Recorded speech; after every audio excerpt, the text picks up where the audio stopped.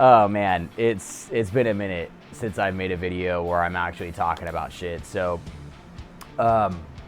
man, how is everybody? I really think the last time I've even talked in any of my videos was, I feel like it was the EMG video, but I'm really can't remember. I had a fucked up year last year, and it kind of took me a while to, I guess, just be okay and you know, be okay with things and kind of start moving forward. So that's where I'm at right now.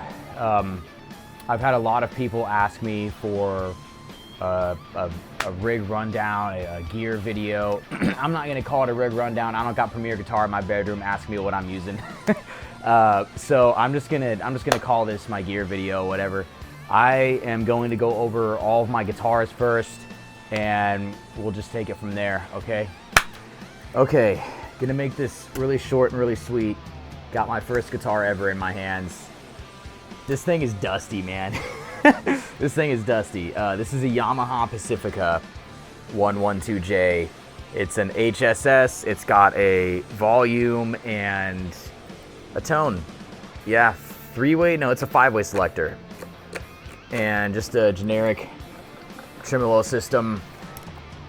Yeah, this thing served me very well the very first year I played guitar. The amp that came with it, not so much. I think I traded that amp. We'll get into that when we get into the amps. All right, guitar one, guitar two.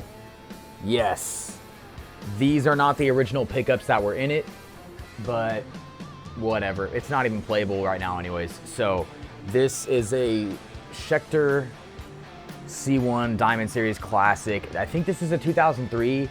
I got this a year later. My brother gave it to me for my 14th birthday. He spent 150 on it. The Yamaha, by the way, is 150 as well. So same price. This was from eBay. The Yamaha was from Sade. So yeah, 24 frets. Very easy to play stretch licks on this thing since it's a smaller scale. This served me good for about 4 years. Okay, now we get into the real deal, right? The real deals.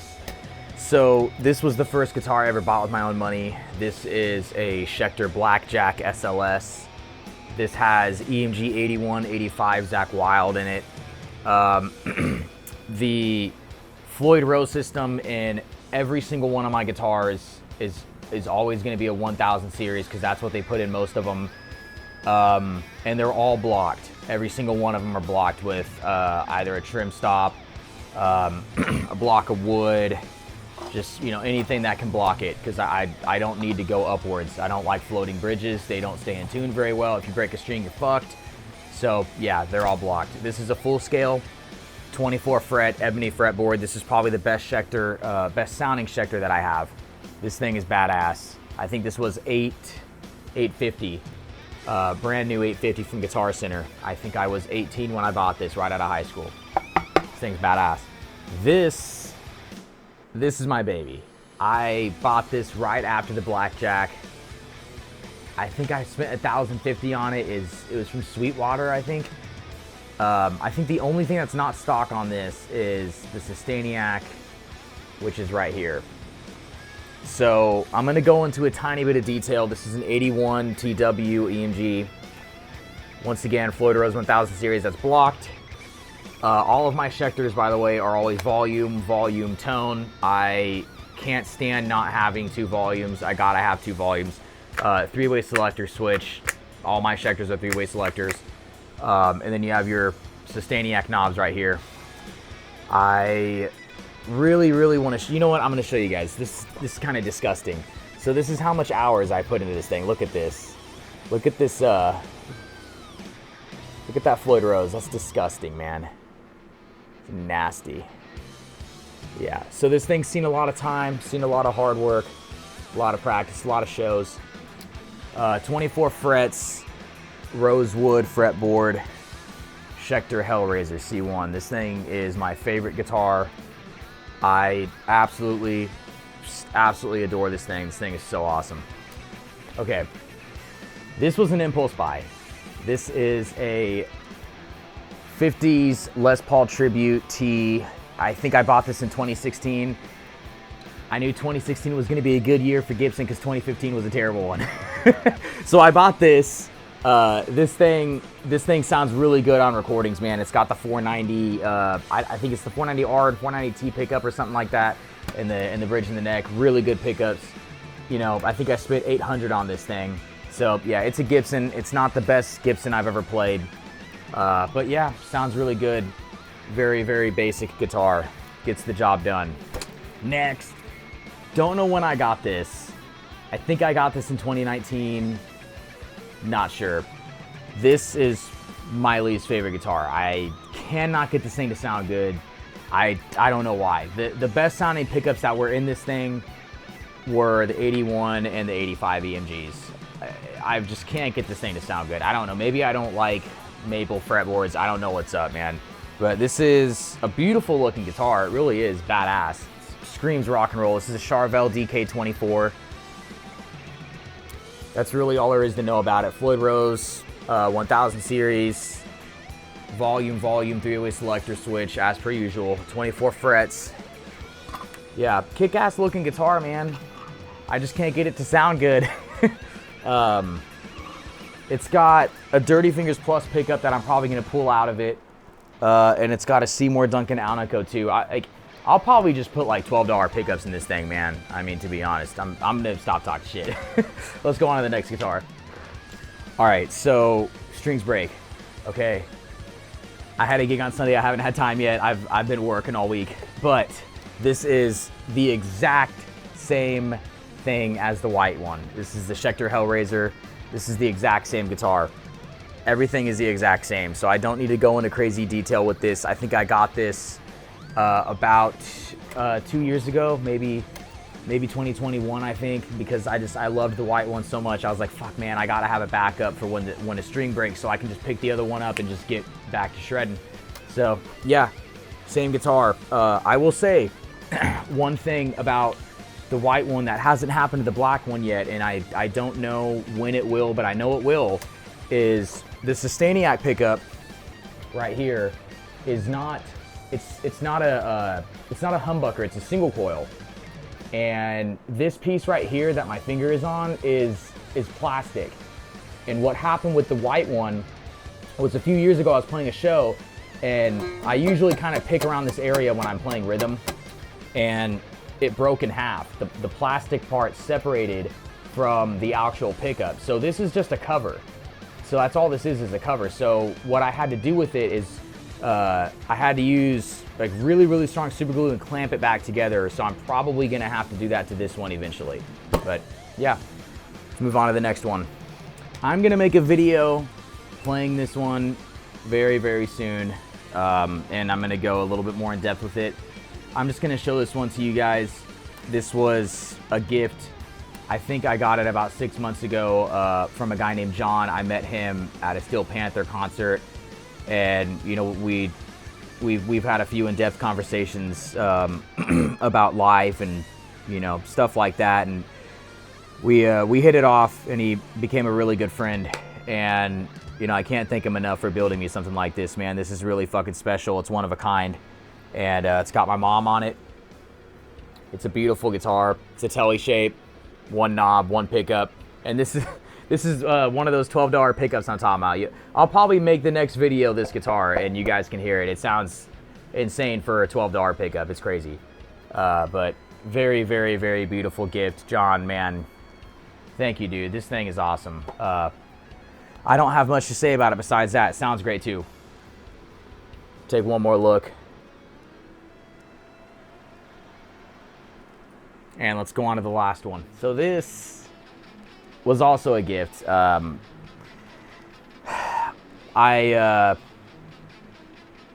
know a guy named Marty Overby. He lives in Tulsa. He goes to a lot of live shows, and he showed up to my mom's funeral, and he asked me if it was okay to give me a gift after the service, and I was like, yeah, man, that's okay. You know, he made sure it was okay, and I was like, yeah, dude, that's cool, man. And I walk outside, and I didn't honestly know what to expect. I felt like it was gonna be like a shirt, or something like that, like a Van Halen shirt, whatever it was gonna be. I was gonna be like totally ecstatic about it, man. Just anything would have lifted my mood up that day. And he opens his trunk up, and I see that fucking EVH guitar case, and I'm like, bro, no way. I was like, there's no way. There's no way. He's like, oh yeah. He's like, open it up, and open it up, and lo and behold, this thing. Yes, this is just so badass to look at. I feel like every time I can still smell it. I can still smell the finish. Anyways, I feel like every time I look at this, I'm looking at a piece of history, man. I mean, really, this thing is badass. Side note, they should have put the EVH logo on the back. You know, Eddie. No, I'm just kidding. I'm just kidding. I'm being a dick. This thing's so cool, man. This thing is so cool. Love this thing. The only thing that I did differently to this one is the eyelets are a little smaller. And I actually did install the selector switch. So first position is the bridge pickup, second position is the neck pickup, and then third position is just off, so I can have a kill switch toggle if I'd like to. So yeah, this thing is awesome. I will also show you the plaque on the back if I can get it to focus here. Yeah, let's try this. I'm really bad at this. Look at this. There we go. It's my mother's name, date of birth, DOD. Yeah, beautiful. Thank you, Marty. You're the fucking man. All right, that's all the guitars. Let's get into amps. Okay, amps. I'm gonna try to make this short and sweet, but I think amps are extremely important. So the amp that came with my Yamaha Pacifica was my first amp. It was a Roland Cube 15X. Total piece of garbage. Played on it for a year, has no effects. It sounds like a garbage can.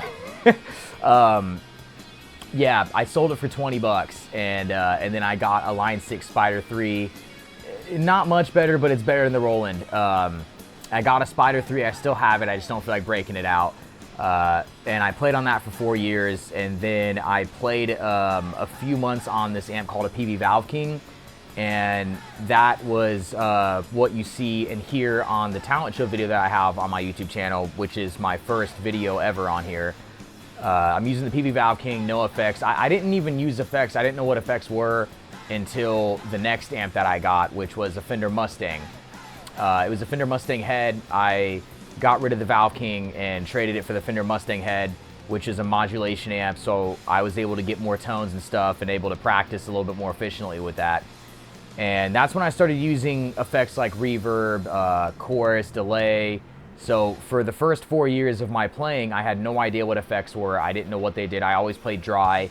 I mean, man, I didn't even know what a bridge pickup was until I think my 5th year of playing guitar. So, you know, I guess I'm kind of a bozo for that one.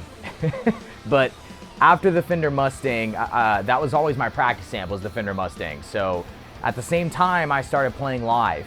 And that's whenever I got my first real, I guess, big boy amp. And I have that behind me. I will flip the camera and show you guys that now. This is honestly just beautiful to look at. I mean, really it is. This is a Mesa Boogie single rectifier. Check that out. 4x12 cab. It's got 60 watt V30s in it. And yeah, this has been my go-to live amp. It's, in my opinion, it is the best live sounding amp on the planet, at least so far from what I've played. This thing sounds absolutely fucking incredible, man. A little backstory on that one. Let me put this light back on me. So that amp was, you know, not really in my in my line of sight to buy or to even look at, man. But I was trying out Marshalls from pawn shops, and I just could not get the sound I was looking for. And that thing was at a Guitar Center, and tried it and just instantly loved it. It was fucking just first note. I was like, this is it. That's what I want. So went with that, and I have no complaints. I know there's a lot of great tube amps out there, but that is my number one. I've played every gig I've ever played in my life with it. It's phenomenal. So yeah, that's really tube amp number one. I mean, the PV Valve King wasn't even mine, as my brother's. This was practice amp number whatever. I got this, I think, in 2018.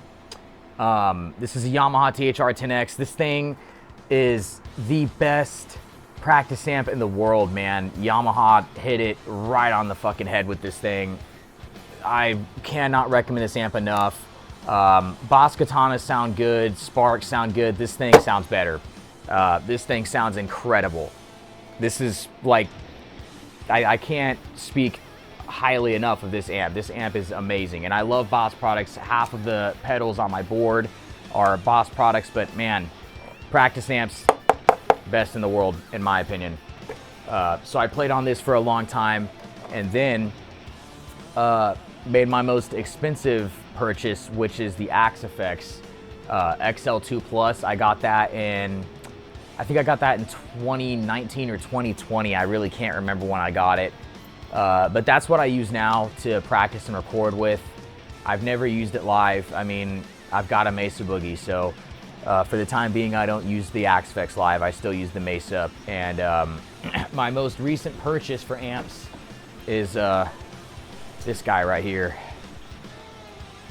which is a Ceriatone Chupacabra 50.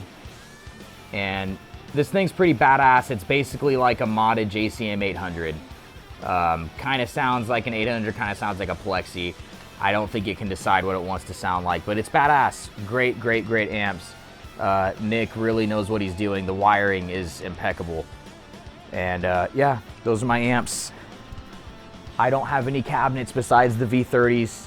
I would like to get another cabinet with some Celestian Greenback 25s, but I'm cool with V30s. V30s are some of the best sounding speakers in the world. So yeah, those are my amps. Let's talk about pedals. And here we are.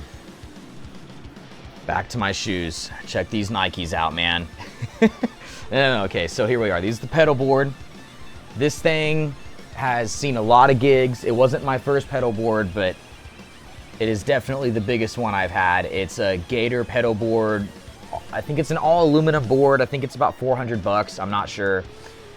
I'm using a Walrus Audio Phoenix power supply to power all these. I'm pretty sure it's by Walrus Audio. Somebody would have to fact check me on that.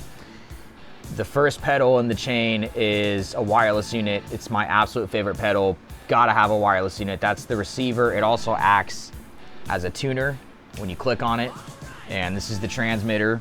These things are fucking awesome, man. These Shure GLX systems are so good. That was $550, worth every penny. And you know, we're not talking about the order. Let's just talk about all the pedals. So we got a DD3. This goes into the front end of the amp for songs like Ain't Talking About Love and Welcome to the Jungle, stuff like that. You got a Marvel Drive. This is only used for a backup. If the Mesa Boogie shits out, I have a Moore. I don't know what kind of micro pedals these are, but I can tell you these can be used for a backup amp. So this is basically a backup rig. So this would be used as an overdrive going into this, because this has an IR on. And if you hold it down, you can just change from dirty to clean. And then this would just be used to boost the lead channel is all it would be used for. I wouldn't have a solo boost, but it would get you through a gig, which is really, really cool. So that's that. Got a Digitech whammy. These are pretty self-explanatory. Got a Jerry Cantrell wah. I'm not a big wah pedal fan. I don't really like this one. It's not the best sounding one. I think the best sounding one is the Wild Wah right there. Talkbox, I would much prefer the Talkbox over the wah pedals. These things, this one has an amp inside of it, so I wonder if you can hear it hiss. Yeah, it's crazy. This thing has an amp inside of it, so you just put the tube on and then you connect it to your mic stand, and you know, you're off to the races as long as your sound guy doesn't suck. This is one of my favorite pedals. This is just a normal MXR flanger. I believe these are Eddie's settings for Ain't Talking About Love. Great pedal. This is an Yngwie Malmsteen OD. I don't think I've ever gotten a good sound out of it. That's actually probably my fault though. because I don't really like overdrives to begin with. I think they color the sound of an amp too much. These are the ones that are taped are my loops. So my loop starts with the DD7. It's usually always in analog mode, and then it goes into an RV2, and then it goes back into the amp. So these are the only 2 pedals in my loop. This, in my opinion, is the best stomp box reverb on the market, the RV2. I've played the RV5, the RV6, this thing blows those away. All of these other pedals are pretty much retired or impulse buys. The MXR Phase 90 EVH came in messed up, so it just never got used. The MXR 6-band EQ also came in messed up, so that never got used. The MXR, I think that's a Dynacomp right there. I never used that. It's good, but I never used it. There's another Phase 90 for whatever reason. Somebody gifted me that. There's a DOD, don't know what that is. Somebody gifted me that. The Decimator used to be the last pedal in my board, but it broke after about 6 months of me using it, so I need to get another one of those. The TR2 was used for one song. I think it was for Dragula, and then once we took that song off the list, it came off the board. Chorus ensemble, just, I don't like chorus and mono, so I never really use that much. Horizon, I think that is the Misha Mansour pedal. That thing's basically a modded tube screamer. It's a really good pedal. And then the SD1, that was my first overdrive. That thing is tried and true, really good pedal if you're into ODs. And then I have a backup Mesa channel switch slash solo switch. And this is the OG one. This thing still works, kind of crazy how it does, but it does. And then we have the Phase 90s. So this is the last pedal I'll talk about because this is the last pedal I have. But I will say the Phase 90s are kind of weird because these are not the same. And if you turn, so let's just pretend that one works perfectly fine. If you turn that script mode on, it still doesn't turn into this one. So this one, originally it does not come with anything. It doesn't come with a light or an adapter. It's set up like the 74 Bud Logo circuit one, which is the one that Eddie used. So you have to actually install batteries. So there's 2 MXR scripts. One comes with a light and an adapter, and the other one doesn't. The one that comes with the light is not the same circuit board as this one. It's the same circuit board as this one when you flip the script mode on. So if I touch this button like that and turn the script mode on, this turns into this one that comes with the light and the adapter. But this one did not come originally with the light and adapter. I had it modded, and then I put a mix knob on it. So this one is the only one that actually has the same circuit board as, or I guess similar circuitry to the Bud Logo one that Eddie was using. And Eddie always ran it at 0. He did not run it at 9 o'clock. Always had it at 0. So yeah, this is the board. It's probably going to get changed eventually. Let's go on to picks and strings, the fun stuff. Okay. We're at the most important part, man. The strings. The strings are the most important factor. If you don't have strings, you can't play guitar, bud. All right? So I use the D'Addario 10 through 46 for E flat, right? These guys. I use it because it comes in a box. I don't know if any other companies do this, but they're color-coded. Really easy to use. 10 through 46. I think this is a 25 set. Pay about $100 for this. So those are the strings I use for E flat, and then I just use like Ernie Ball or D'Addario, whatever is laying around, 11s for D standard. That's what I use for strings. And for picks, I used to use Fender mediums, just plastic ones whenever I first started, and then about 5 years in, I started using these silver steel picks from Fender. They were also mediums. I have one right here. I will zoom in on this. Is that zooming out? Okay, here you go. So this is what I used for quite some time. I used these, and they stopped selling them, and they would break in the middle, so I was like, fuck, I gotta find a new pick. Gotta find a new little pick to use, and that's whenever one of the guitar players in one of the cover bands I was in, he came over and practiced some songs with me, and he left these picks, and I was running out of these things, and I was like, well, I might as well just try, whatever's laying around. And man, I instantly became a better player with the picks he had left over at my house, and I still use them to this day. These are John Petrucci Jazz 3s. I believe these are Dunlops. These things are fucking awesome, man. Jazz 3s are insanely good picks. These are my favorite picks in the world. I use these all the time. They wear out after about 4 hours of use, and I think you get a 6-pack for like $6 or something. So it's about $1 for every 4 hours of playtime, I think. This is a brand new one. These things are fucking sick, man. These are awesome picks. So yeah, I believe that is all of my gear. Besides, I didn't go over what cables I use. I use Megami Gold, and I also use Megami for patch cables. I believe that's it. I don't think I left any gear out. If I did, or if you have any questions about any of the gear that I showed you guys in this video, just let me know. I'll try to answer, any in-depth questions as much as I can. I just tried to make this video as short as possible. I tend to talk way too much, so it was really hard for me to make this video even as short as it is right now.